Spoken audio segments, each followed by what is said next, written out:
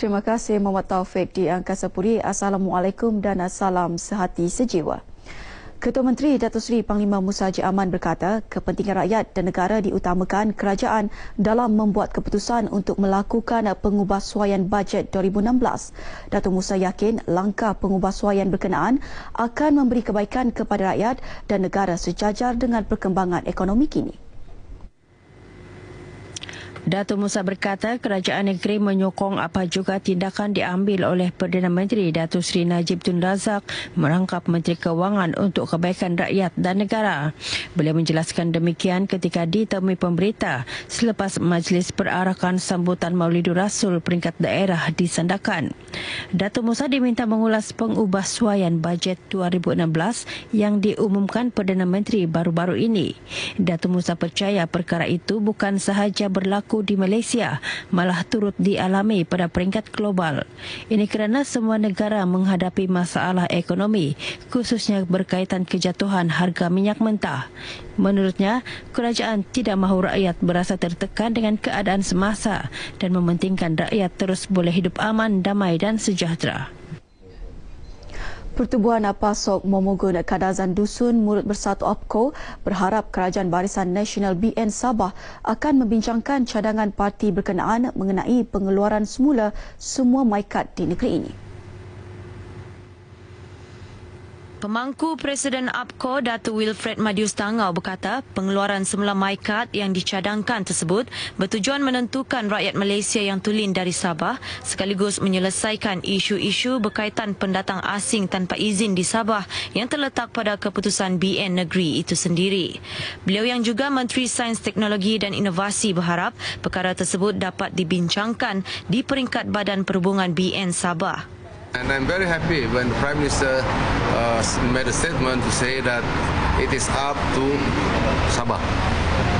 And when he said up to Sabah, it's actually this committee, Barisan Nasional Liaison Committee. Datuk Madius menyatakan demikian dalam satu sidang media selepas melawat tapak pembinaan Pusat Teknologi dan Komersial Antarabangsa ITCC di Penampang. Dalam pada itu, satu lagi tarikan bakal dibawakan kepada masyarakat di Sabah, khususnya yang menyumbang kepada pembangunan ekonomi di daerah Penampang melalui pembinaan bangunan bertaraf tinggi iaitu Pusat Teknologi dan Komersial Antarabangsa ITCC Penampang. Menteri Sains, Teknologi dan Inovasi Datuk Wilfred Madius Tangau menyambut baik pembinaan bangunan tersebut dan berharap ia akan menyediakan kemudahan untuk rakyat Malaysia mengkomersialkan inovasi mereka sekaligus merancangkan lagi pembangunan sosio-ekonomi di Sabah. Beliau berkata demikian kepada media selepas melawat tapak pembinaan ITCC Penampang. Sementara itu, Pengurus Besar Good Health Enterprise Sendirian Berhad, Caesar Mandela Malakun berkata, bangunan ITCC yang bernilai kira-kira 500 juta ringgit ini adalah antara inisiatif projek permulaan dalam koridor pembangunan Sabah SDC. We are done with our foundation as structure. We have four main components in the ITCC Penampang. The first one being the shopping mall. Second is the office tower. We have a banquet hall. We have a hotel block and a condominium. Fasa pertama ITCC Penampang adalah tarikan utama pusat membeli belah, manakala fasa kedua merangkumi 3 blok menara, 16 tingkat air pejabat dan 19 tingkat hotel. Pusat berkenaan yang dibangunkan oleh Sabah Nilam Enterprise Sendirian Berhad dijangka siap sepenuhnya pada Disember tahun ini.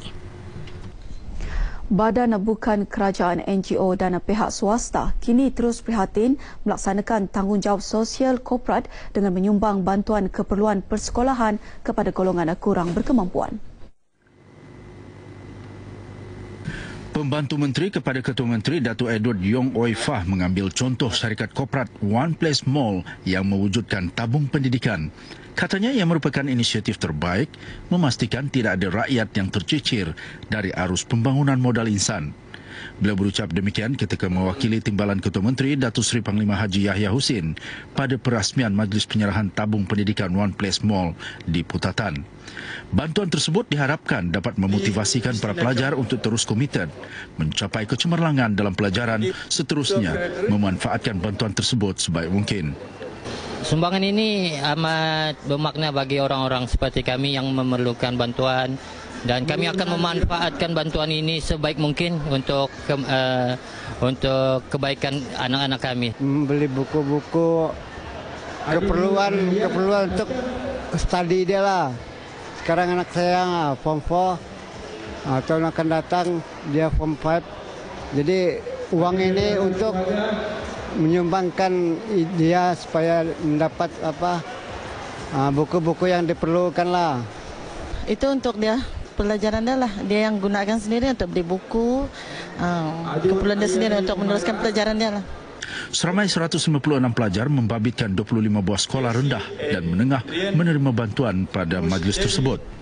Tabung pendidikan One Place Mall ditubuhkan sejak tahun 2012 dan merupakan program tahunan yang memperuntukkan lebih RM100,000 setiap tahun. Beaufort kini bersedia untuk berdepan kemungkinan berlakunya banjir di daerah berkenaan pada bila-bila masa. Demikian menurut Timbalan Menteri Pembangunan Wanita, Keluarga dan Masyarakat, Datuk Hajah Azizah Mohamad Tun. Datuk Azizah yang juga ahli Parlimen Beaufort memberitahu persediaan itu termasuk persiapan bilik gerakan banjir serta pusat pemilihan banjir yang sudah bersedia sejak awal serta dipantau dari semasa ke semasa pegawai daerah Beaufort yang juga pengurusi bencana alam daerah Said Osman. Bilik gerakan banjir pun tersedia. Bila-bila saja ada keperluan, maka mereka akan membuka bilik gerakan, dan dari jawatan kuasanya mereka yang terlibat dengan pemindaan, mereka yang terlibat dengan pusat pemindaan, bantuan dan sebagainya, serta sukarelawan kita pun semuanya sudah bersiap sedia. Datuk Azizah ditemui pemberita sempena majlis sambutan Maulidur Rasul peringkat daerah Beaufort di Dewan Pak Musa Beaufort mengenai sambutan bagi mengenang kembali kelahiran kekasih Allah serta Nabi junjungan Nabi Muhammad SAW ini. Datuk Azizah berkata, Rasulullah diutuskan Allah Subhanahu Wa Taala untuk menyuluh umat manusia dari kegelapan dan kekufuran ke jalan benar melalui ajaran Islam. Dalam majlis ini, Datuk Azizah menyampaikan anugerah kontingen terbaik dan teramai kepada Jabatan Air Beaufort dan Sekolah Kebangsaan Pekan Beaufort. Haji Bakri Haji Kambar dan Haji Hasna Zakaria pula menerima anugerah tokoh Maulidur Rasul peringkat daerah Beaufort 2015 masing-masing bagi kategori lelaki dan wanita. Sementara pertandingan sepanduk kategori jabatan dan swasta, umum dan sekolah pula diungguli Jabatan Air Beaufort, Masjid Kampung Kebatu Kebidang dan Sekolah Menengah Agama Islam Negeri Beaufort. Sambutan Maulidur Rasul anjuran pejabat Parlimen Beaufort ini disertai 47 kontingen melibatkan kira-kira 3,000 peserta mewakili pelbagai jabatan kerajaan dan agensi swasta termasuk sekolah. Sambutan Maulidur Rasul setiap tahun wajar dijadikan titik menyuburkan semangat mencontohi Rasulullah dalam pelbagai perkara ke arah menjadi umat bertakwa dan cemerlang, khususnya golongan muda. Menteri Belia dan Sukan Sabah Datuk Taufik Abu Bakar Titingan berkata, pemerkasaan golongan muda penting susulan golongan itu merupakan generasi masa depan yang bakal memacu negeri ke arah kejayaan yang lebih besar.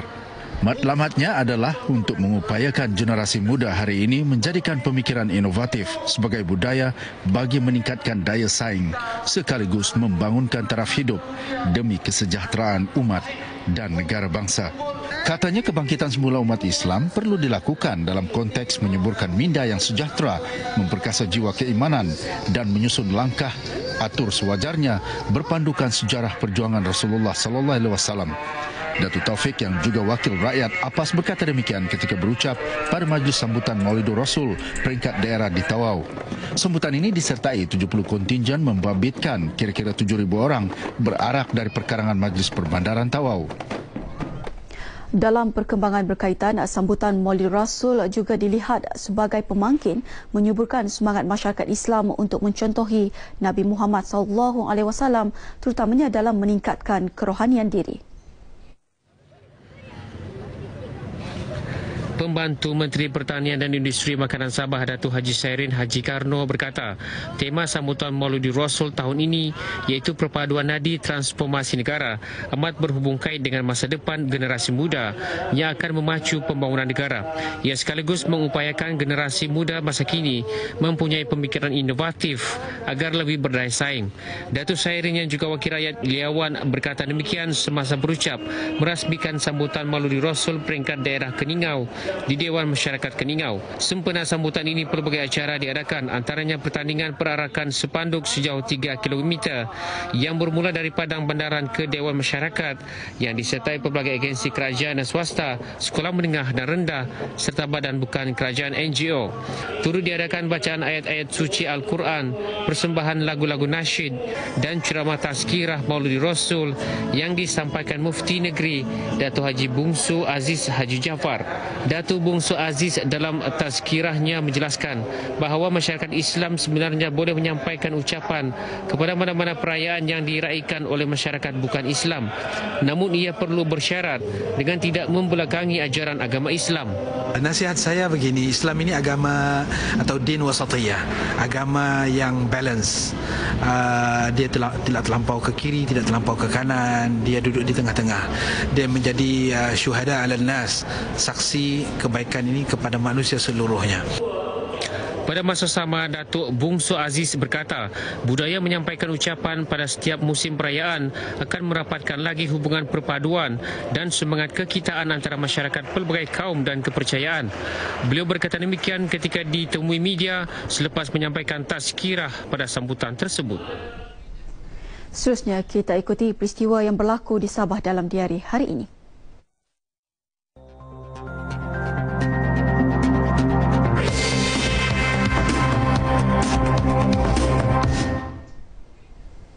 Pada pukul 7.30 pagi ini, sambutan Maulidi Rasul akan diadakan di Kampung Brunei di Kimanis.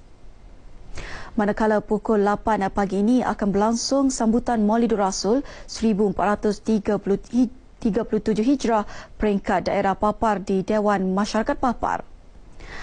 Majlis itu akan dirasmikan Wakil Rakyat Kawasan Pantai Manis Datuk Seri Panglima Haji Abdul Rahim Ismail. Sementara itu, pukul 10 pagi ini, kem perubatan melibatkan 60 sukarelawan termasuk doktor pakar di Dewan Serbaguna Kampung Tudan Kiulu.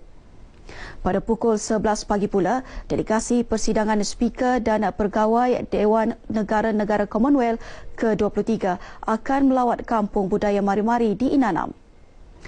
Akhir sekali, pukul 7 malam ini, majlis mengalu-alukan perwakilan yang menghadiri persidangan speaker dan pegawai Dewan Negara-Negara Commonwealth ke-23 di Kota Kinabalu. Baiklah saudara, paparan tadi mengakhiri ban berita dari Sabah hari ini. Kembali kepada Muhammad Taufik di Angkasa Puri, silakan.